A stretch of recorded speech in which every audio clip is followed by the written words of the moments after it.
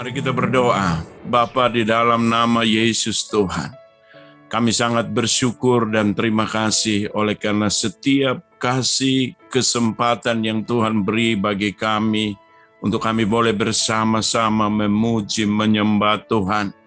Kami juga akan mendengarkan kebenaran firman Allah. Biarlah Tuhan setiap masalah, setiap persoalan yang kami alami hari-hari ini dalam setiap kehidupan kami, biar ada jawaban kebenaran firman Allah bagi kami semua, supaya kami yang mendengar firman Allah dengan membuka hati kami untuk menerima firman Allah seutuh dalam kehidupan kami. Firman Allah akan membersihkan hati dan pikiran kami. Firman Allah akan meluruskan jalan hidup kami.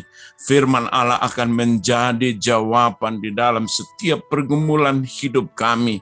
Bahkan kami yang sakit, kalau kami sungguh-sungguh mendengarkan firman Allah dan menerima, kami akan mendapatkan pemulihan dan kesembuhan daripada Tuhan.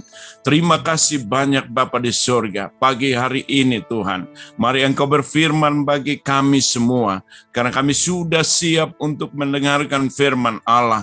Hanya di dalam nama Yesus Tuhan, kami mengucap syukur dan siap mendengarkan firman-Mu. Haleluya. Amin. Shalom bagi kita semua. Pada hari ini kita bersyukur kepada Tuhan bahwa ada kekuatan, ada kasih, ada kemurahan yang Tuhan terus nyatakan bagi kami semua di dalam setiap kehidupan kita.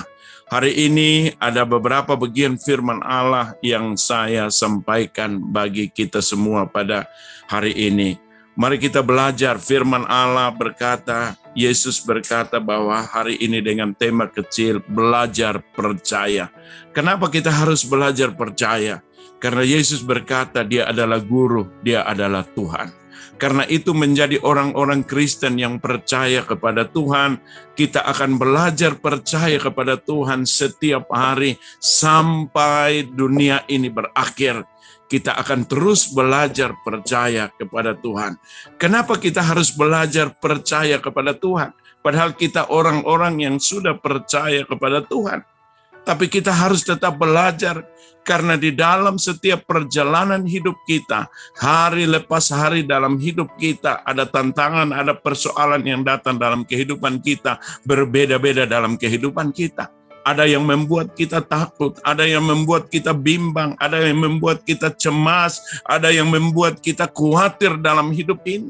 Makanya perlu dalam kehidupan kita supaya bagaimana kita belajar untuk percaya. Maka itu hari ini ada satu bagian firman Allah, Yohanes 11 ayat yang ke-15. Mari kita sama-sama baca.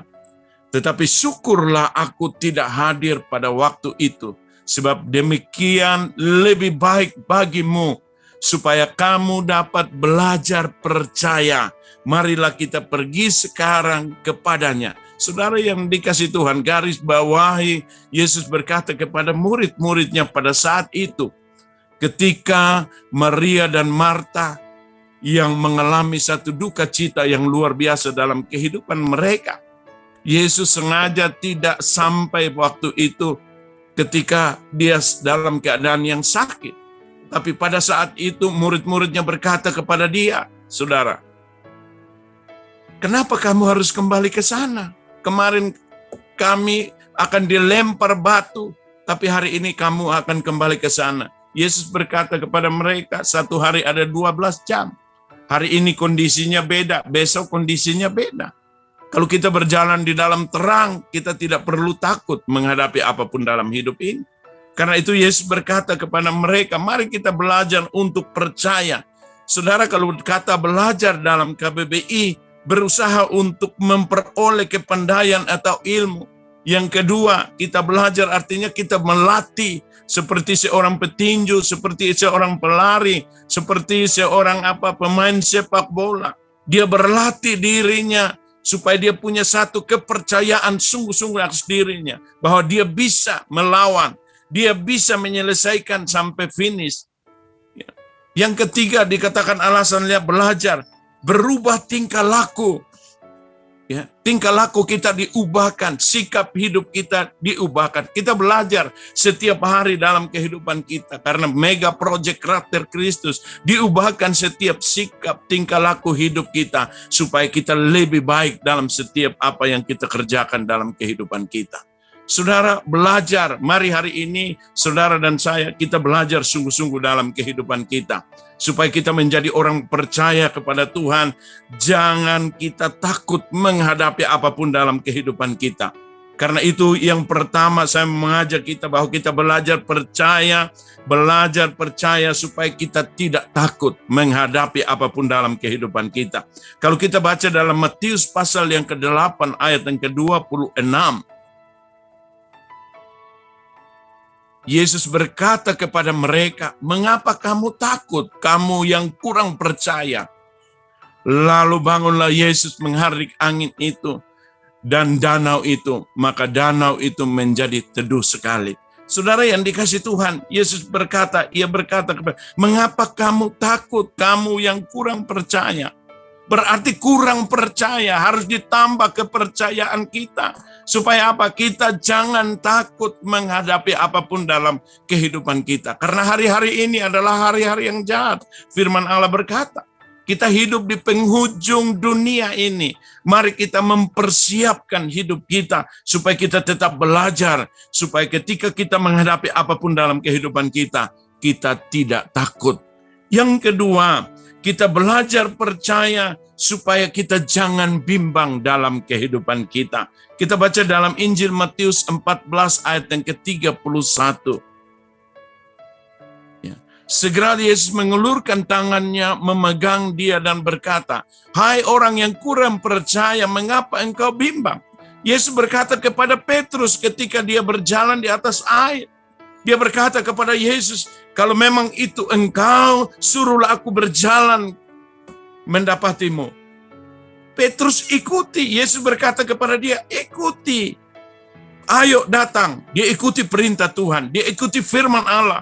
Tapi ketika di dalam perjalanan, angin datang. Petrus menjadi bimbang. Akhirnya dia mau tenggelam.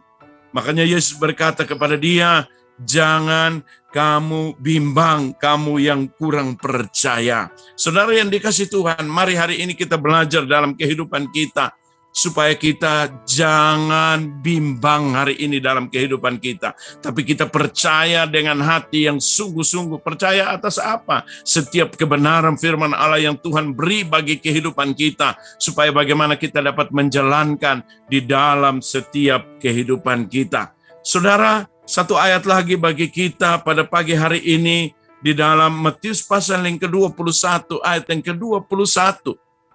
Yesus menjawab mereka, "Aku berkata kepadamu sesungguhnya jika kamu percaya dan tidak bimbang, kamu bukan saja akan dapat berbuat apa yang kuperbuat dengan pohon ara itu. Tetapi jikalau kamu berkata kepada gunung ini, beranjaklah dan tercampaklah ke dalam laut, hal itu akan terjadi." Ya, mereka percaya dan tidak bimbang. Kita punya iman sebesar biji sesawi, saudara. Kita akan berkata gunung ini pindah, dia akan pindah. Hari ini mari supaya kita percaya kepada Tuhan, kita jangan bimbang, jangan ragu. Tapi kepercayaan kita dengan sungguh-sungguh dalam kehidupan ini, bahwa Allah menyertai kita, Allah bersama-sama dengan kita, Allah tidak pernah meninggalkan kita dalam kehidupan itu. Maka hari ini kita belajar, Bapak Ibu yang dikasihi Tuhan, bagaimana supaya kita jangan takut, bagaimana supaya kita jangan bimbang. Mari kita membangun hubungan yang baik dengan Tuhan. Itu sangat penting sekali bagi saudara dan saya dalam hidup ini. Maka itu Mazmur 62 ayat yang kedua, dia berkata, "Hanya dekat Allah saja aku tenang." Kenapa kita dekat Allah kita tenang?